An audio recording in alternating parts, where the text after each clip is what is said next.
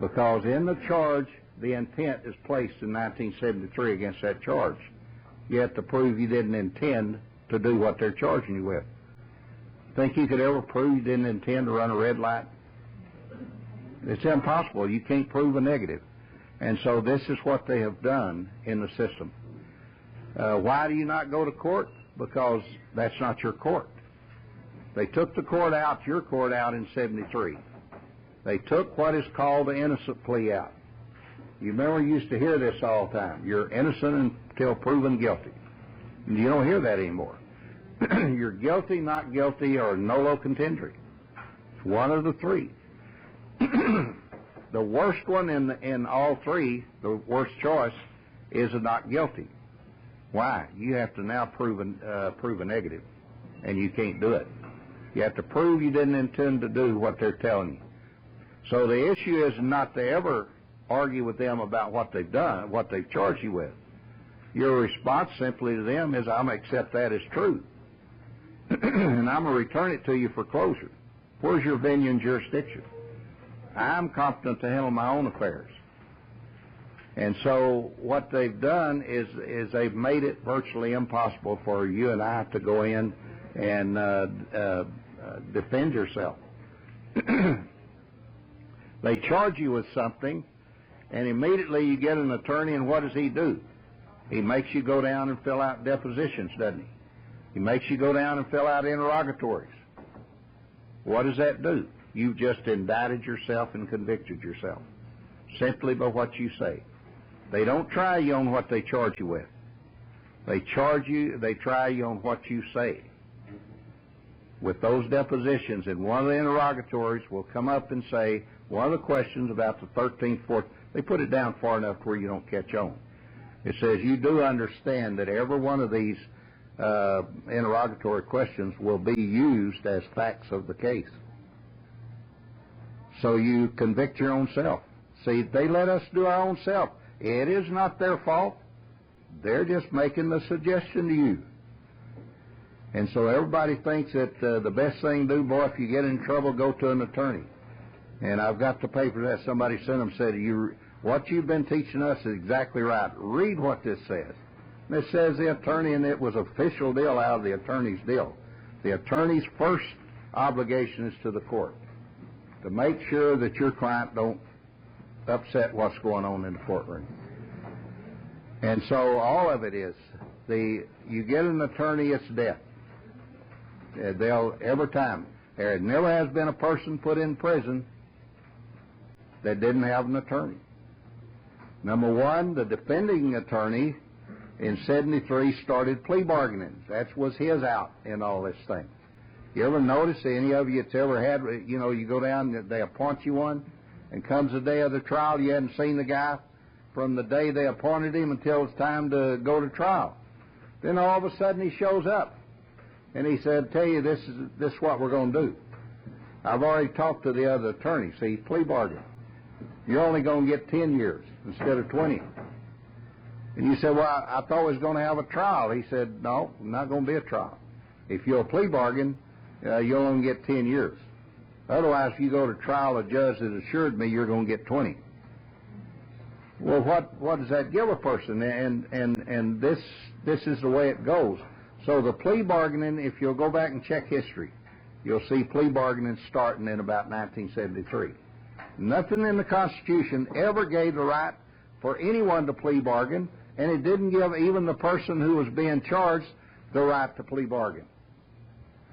And so where did that come from? Simply because the defending attorneys had no way of doing anything for their attorneys, so that's the thing they came up with. Well, in 1980, they came up in the criminal code with the attorneys. It came up and it said both attorneys will represent both sides of the court. So you go into court and you call yourself pro se. I'm here acting as an attorney for myself. And what happens is you think you're over there being Perry Mason, and this district attorney over there is representing you. He's doing all this stuff for you. Isn't he filing all the papers in the case against you? He's representing you, and he's helping you. See? And this is the thing about firing those people. You look over at that district attorney and say, you think you're, when he starts talking, you think you're representing me, fella, you're fired. And they'll sit down. Guarantee it.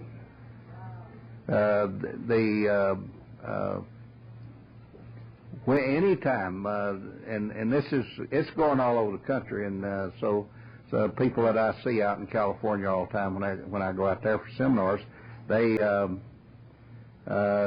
really getting into it now, and she's very bright. I mean, that lady is something else, and she name's Kitty, and she says, you don't mess with me because I got claws. And she's an Indian lady, and she is that way, and she goes and she understands this stuff so well, and so she's telling me about the guy out in California that went in, and this big district attorney was getting on to him, and he's turned and he said, "You represent me? You're fired." And the guy just sat down. You see, they know what that means. And you do not have to let anyone represent you. I'm learning a new term, and I'll have that next week, and we'll have that down, that you can go in and you stop any of the court proceedings with it. And it has to do with representation. And so the issue in all of this is that we are born as free people, and we give that away, because we want somebody else to do our thinking for us in that realm. When you let somebody keep your books for you, like a CPA, you're incompetent. You can't keep your books. You got to have somebody else doing it. If your relationship is with the Creator, what does that make a preacher? He's a third party. You think the Creator likes third parties in your relationship? See, I'm not talking against preachers. I'm just telling you that third parties are killing you. They kill you in everything you do. Always. See, what happens when you start these things like this? Most every time, everybody always organizes. Oh, we're going to have a secretary, and we're going to have this, and we're going to have this, and everybody has to give their names, because we got to let you know in case we don't go somewhere else, and we don't meet that night, and we got to let everybody know what happens now. Who's doing your thinking and who is organizing? See, I don't do that. Y'all are free to come and go as you please. If the meeting gets changed, somehow it'll get straightened out. But I'm not in here to control anyone. I am not anyone's thing. I'm your friend. That's all I want to be. I am not here to do anyone's, to do their thinking for them. And if you want to get me upset, write to me and start making me think that's what you're doing. I'll answer your questions all day long. But don't make me think that I'm running your life. I'm not. You are the one who has to start thinking and doing it. It's your problems, and you're the one in trouble. And so learn this stuff, but learn who you are. If you learn who you are, all of this stuff, all of a sudden it'll hit you one day, and you'll say, that's what's going on. And how dare you talk to me like that? It's just like Scott said. Who do you think you are? Aren't you the public servant? Well, yeah. Okay, then make like one. I'm the master. So don't you get angry with me, I'll get angry at you. See, this is what it's all about, learning to be who you are. See, and you don't keep this stuff inside of you to where you want to jump on somebody every time they say something wrong. It's your life becomes easier, because what's tearing us up is that everybody's going around telling us what to do. You realize, doesn't the government tell you to watch your next door neighbor? And if you catch him smoking pot, boy, that's bad. You call us. Well, whose business is that? If he's smoking a cigarette, does anyone go tell on him? If he's drinking a Coca-Cola, why don't you go tell him he's drinking a Coca-Cola? Coca-Cola kill you if you drink enough of them. See, all of this stuff, and what they've done is got us watching other people's lives, and ours is going to waste, and they're watching us. See, This is what they trained us to do, is to watch everybody else and mind their business, and then don't mind yours. We'll do that, because we'll get you a doctor, a lawyer, we'll get you, and I'm not saying these people are not necessary, they are, but not to the point of making them mine. They're simply fulfilling a function that they have studied all their life to do. They are necessary things. Doctors are necessary. I have never found an attorney necessary, though. That's the one individual I've never found. Why? You name me one thing that he can do for you that you can't do for yourself. And you name me one potato he grows in this country. Name me one potato that an attorney grows. One potato. I mean, what does he do other than take other people's labor? He does nothing. He don't go out and grow a garden and sell potatoes and stuff like this to make money. Where does he make his money? He steals it from people. And they've been out working, and he says, hey, for $15,000 I'll represent you. Then he takes the $15,000, you go to jail. Who's out now? You're in this little gray crowbar place. You know you don't have to work, but you're sitting there all day long, and he's in this huge, beautiful house, you know, with the magnificent swimming pools and all this. Where'd he get all that? He didn't work for it. And you can't tell me you can't make a contract with somebody else, that you need an attorney to make a contract for you. Can't you just tell somebody, hey, this is the way we're going to do? I'll pay you $10 a month for this, or I'll trade you my horse for your cow, and we'll both sign the contract. Is that so hard to do? See, we go up at the banks, and this is where you're really getting, banks are really getting to you, is that you go to the bank and you sign a promissory note. Whose promissory note's that? It's yours. Never belongs to the bank. The bank can't create credit, you do. So he takes that and he says, just sign right here. And if it's enough money, he's on this side of the table with his arm around you. Why? Because he's not only going to take your promissory note, he's going to charge you interest for your credit. And you think that's great. Oh, you're only going to charge me 15%. Thank you, banker. It's your credit. Why are you letting him charge you anything? So you walk out the door, and you leave that promissory note laying on his desk, and you just wrote him a check for the down payment. And he goes and deposits that, and takes your promissory note and puts it onto the money market.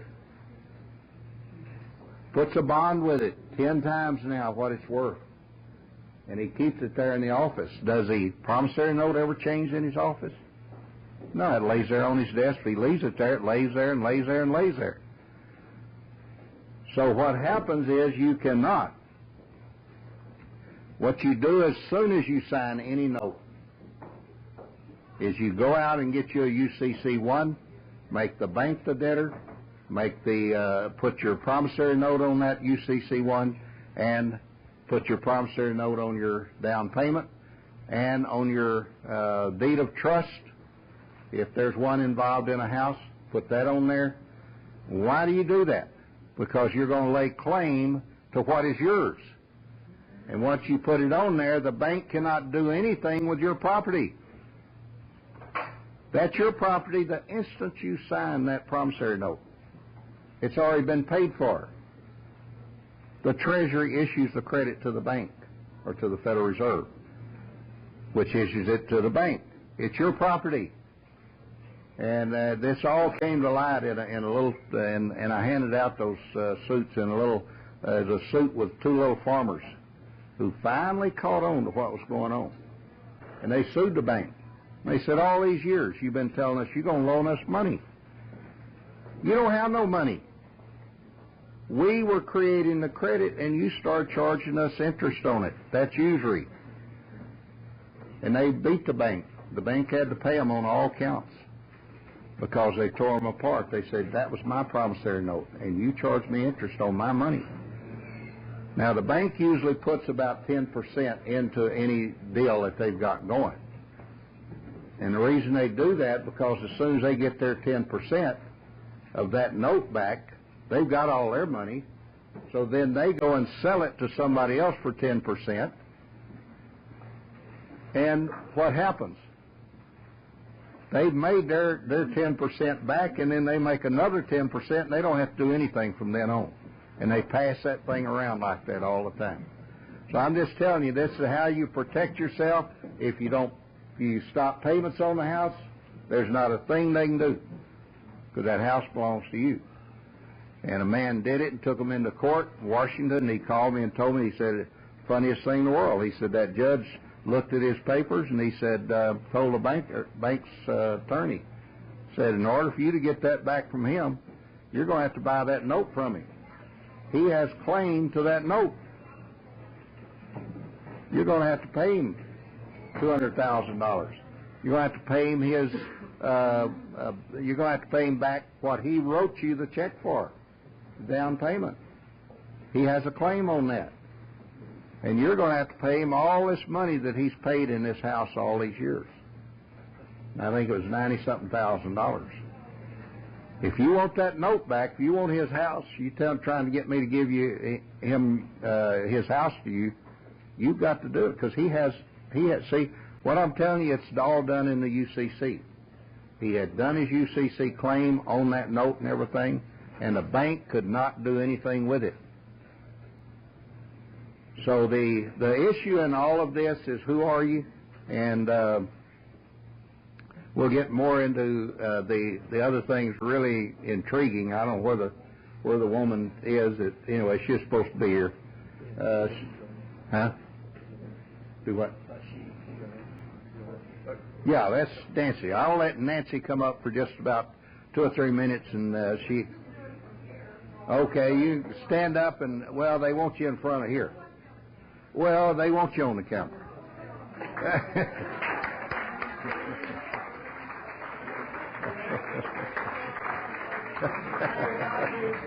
All right. Whatever she wants to do, anyway. Turn the camera around.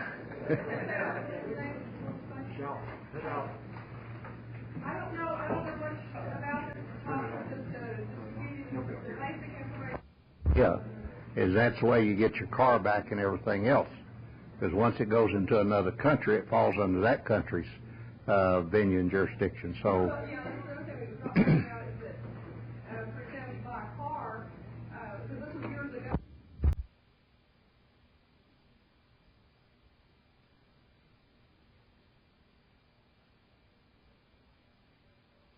About as much as I can, if you have specific questions about it and so forth, we can discuss it, because we've discussed the bond so many times. I can't go over everything every time. I'm sorry about that. This one question I do want to answer it. Says, how do you justify not paying a tax voted for by we the people, city of county sales tax? Did we the people vote for that? What kind of government are you talking about? Are you talking about a democracy? That is a corporate form of government. It is not we the people's government. What is we the people's government? A republic. You cannot vote to take somebody else's rights away from them. See, this is what the mix-up is. How do you have the right to vote somebody else to pay a tax? Where do you get that right? See, all you're doing now is trying to go right back to where you were. Well, I have the right to make that neighbor do what I want him to. See, and that's not where it is. We don't have the right to make anyone do what we want to do. Let them live their life, we live ours. But you don't go around voting taxes in for other people to pay, because you happen to think you want to pay them. And so anyway, But anyway, the bond, we'll talk a little bit about the bond, and then we'll answer. I don't know, I couldn't get through these questions. Anyway, it's a pile of them. But we're going to have, what is happening is that Larry is compiling a list of the questions and things and the answers to them, and he's putting them on. I think he'll put them on the. He'll be putting them on the website and so forth, and so maybe my emails will go down some, but that's what he'll do. But the bonds are simply in our system of government of what we have. Bonds, everything in this system, money system, is a promise to pay. It has nothing to do. You cannot pay anything. There's no money to pay it with. So on one side you have people creating debt, which is the corporations. The people are on the other side. We, the people, have to create the credit to offset the debt. You can, you think because a banker or a mortgage company is sitting beside you and you sign that promissory note, do you think that's what gives it legitimacy? No, your signature gives it the legitimacy. Doesn't matter who's sitting there. You can create any kind of promise to pay because you do it all day long. The promise to pay is the Federal Reserve note. You give one of those to somebody, it's a note. It's a debt note. You're simply saying, one of these days when the gold comes back, I'm going to pay you for what I'm giving you. Then the guy gets it and he gives it to another person. He says, hey, that guy there told me that when the gold comes back, he's going to pay me and then I'm going to pay you. And this is what goes on all the time. It's a promise to pay system. Yes? Kind of in this way about debt and things that have you. A customs broker, in case anyone doesn't know, a customs broker is licensed by the Treasury Department, the U.S. Treasury, to collect duties at the port of entry for customs. It's a third party licensed by the Treasury Department, not the Irish Treasury, but the U.S. Treasury. Yeah. So that might be a key to collecting the tax back and what have you, if they figure it out. So what you're getting into, there's promissory notes, they're called bills of exchange, and they're called bonds. All of those are promises to pay. When you do a promissory note, aren't you promising to pay? Yeah, and you can write one yourself, and people have done it for years. They write that promissory note and they say to someone, I promise to pay you 3 years from now if you check with me between this frame and this frame within a 10-day frame. And it never gets paid because if the person says, okay, if they call up and they say, okay, it's time to pay, you say, oh, I'm going to give you another promissory note. And you take it down. All it is a promise to pay. You cannot pay anything. You discharge it. It's just a discharge. And so the bond is a method whereby you take back what they have been taking from you. By the bank doing what they're doing to you, what this offsets is the taking of the assets of the people. 1933, they're going to take your assets. And what they're getting, if you'll look around you, it's becoming more fierce. They're like a bunch of piranhas. The attorneys have become that way now. They're taking everybody's property as fast as they can get it. And so the issue is, you think that you you got this nice little egg, and you're going, you've saved up, and you can see, from the age of 70 till if I live to be 100, I can live off of this much money every month. And so you retire, you've got your house paid, your car paid, you got everything paid, and everything's going real well. All of a sudden you get this tax bill, and it says $5,000 school taxes. Your nest egg, you didn't plan for that. And so the nest egg is down 5,000. And this is what they're doing to everyone. And so the bond simply goes in and says, if this is what you want, then this is what I'm going to pay. The property tax is another animal in the fact that it's called rendering. You have to render that property for taxation at the first of the year. You can render it for a stick, anything of value. And it's what it says. You have to render that property for whatever you want to pay. And so people don't render it, do they? So about May, June, July in there, all of a sudden you get an assessment. And it says you don't need to pay this. This is just an assessment. A bill will follow. Now the contract is there.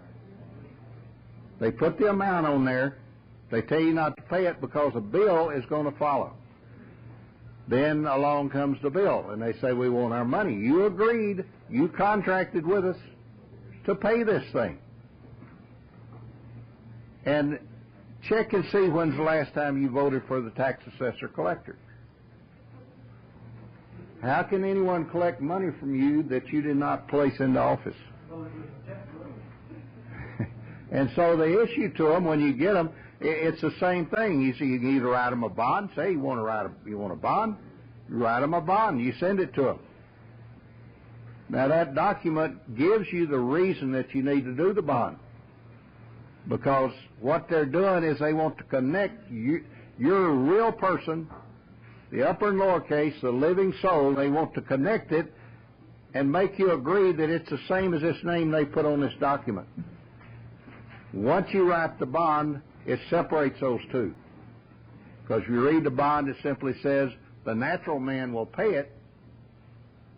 He'll stand good if you can't collect it from this guy here. But you got to collect it from that straw man first. You see, and so you separate it. You say, that isn't me. You see, the thing is, you cannot be made to pay the bill for someone else. And that is somebody else. That straw man is someone else. And so the bonds came about simply for the reason it suddenly dawned on me. And 2 or 3 other people that we got together and got all this done. It dawned on us that all assets of everybody is going to be gone real quick, because it is at the point now the taxes have raised to a certain level, and you say, well, they need that to run the schools. No, they don't. We did a study, and there's that 80% of what the city does is not even necessary. 80%. You got 8 people out around the hole, 1 person digging the hole. We did a study some 5 or 6 years ago. We found out that all governments, why do they hire all these people? Because they can vote and make you pay more taxes. And they have the sweetest retirement program that you ever saw.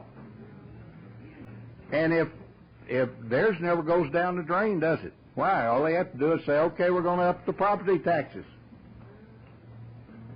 You see, all of this stuff, the property taxes were never put in when the country started. So the bond is the way you take care of it. It is lawful as it can be. They don't like them because they've found out you caught on to the game. And so, yes. I just want to reiterate, I used your information recently here, and they do work. They're very effective. Lawyers try to intimidate you and say that you're not possible. The judges speaking on the question as to how did you know about this? Where did you find out?